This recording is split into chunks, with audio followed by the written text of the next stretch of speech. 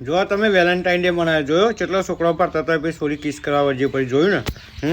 અરે એની બુનાગુલો આ વિડીયો એના ઘર નોય નહીં જોયો હોય